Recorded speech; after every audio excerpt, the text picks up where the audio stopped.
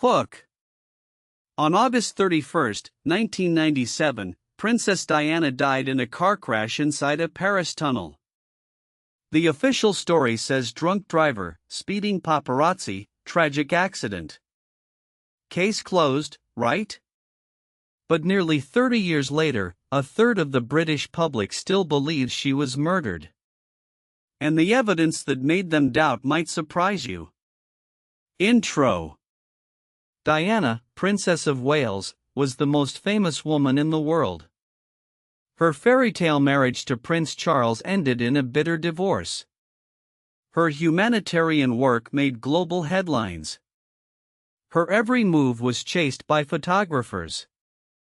And on that summer night in Paris, as her Mercedes entered the Pont de l'Alma tunnel, her life ended in a split-second impact.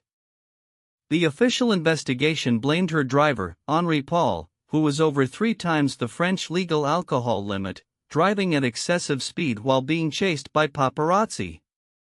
But her companion, Dodi Al-Fayed, and his father, Mohamed Al-Fayed, billionaire owner of Harrods, never accepted that version. They launched a multi-million-dollar campaign to prove it was murder. Segment 1. The most explosive allegation came from Mohamed Al-Fayed himself. He claimed the British royal family, working with MI6 intelligence agents, orchestrated the crash. His reasoning was simple. Diana was about to announce her engagement to Dodi, his son. She was pregnant with Dodi's child.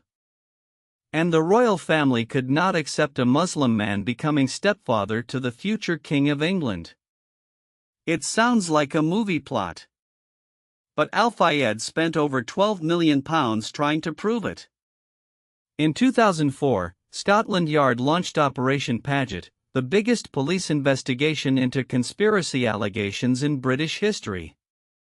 14 detectives spent 2 years interviewing over 300 witnesses, examining every single claim Al-Fayed made. They even tested Diana's blood for pregnancy hormones. The result was negative.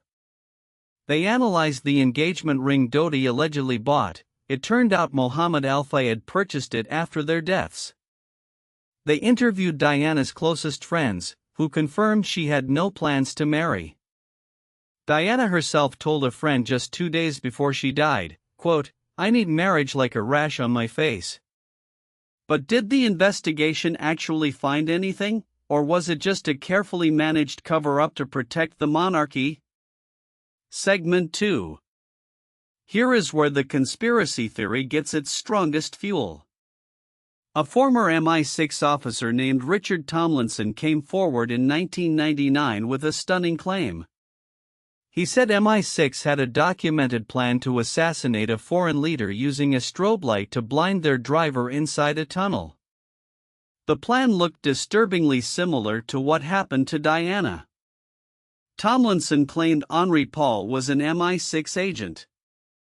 And he alleged the entire crash was staged using the exact same technique. Here is what makes this so compelling. Multiple witnesses near the tunnel reported seeing a bright white flash moments before the crash. Was that the paparazzi cameras, or was it something far more sinister? One witness described a white Fiat Uno emerging from the tunnel immediately after the crash, speeding away into the night, never to be seen again. The investigation found that the MI6 memo was real, but it was targeting a Serbian general in 1993, not Diana. Tomlinson later admitted he may have misremembered. But once that seed of doubt was planted, millions of people could not unsee the eerie parallels. Segment 3.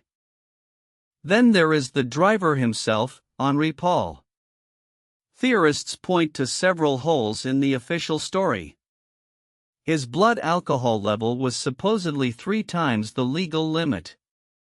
Yet on CCTV footage from that very night, Paul appeared completely sober, walking normally, no stumbling, no signs of intoxication. Forensic experts later said chronic alcoholics can appear sober even with high blood alcohol. But one of the blood samples showed 20.7% carboxyhemoglobin, a level that some claimed would be fatal. The car was fitted with working seatbelts, but neither Diana nor Dodi were wearing them. And a mysterious white Fiat Uno made glancing contact with the Mercedes just before the crash. The driver of that Fiat was never identified, despite a massive police hunt. Critics say this is the single biggest loose end in the entire case. Segment 4. Perhaps the strongest argument against the murder theory is simply the timing. Diana and Dodi changed their plans at the very last minute that night. Instead of going back to the Ritz Hotel, they decided to go to Dodi's apartment. Henri Paul was not even supposed to be driving. He was off duty. If MI6 had orchestrated a complex assassination, they would have needed to predict a last-minute change of plans, a driver who was not supposed to be working, and a drunk driver who could cause a fatal crash on command. That is an enormous stretch. The official inquest jury, after hearing months of evidence, returned a verdict of unlawful killing caused by grossly negligent driving of Henri Paul and the pursuing paparazzi. They specifically ruled out murder. OUTRO. So what is the truth? The evidence for murder is circumstantial at best. No credible witness placed MI6 at the scene. No conspiracy documents were ever recovered. The key claims of pregnancy and an engagement ring were repeatedly debunked by medical and forensic evidence. But the unanswered questions about the white Fiat Uno and the unusual blood sample anomalies mean the conspiracy will never fully die. And maybe that is the real lesson here. When the most famous woman in the world dies in the most suspicious circumstances, a secret tunnel crash with missing evidence and unanswered questions, people will always demand answers. Subscribe and hit the bell for more deep dives into history's biggest mysteries. Which side do you believe?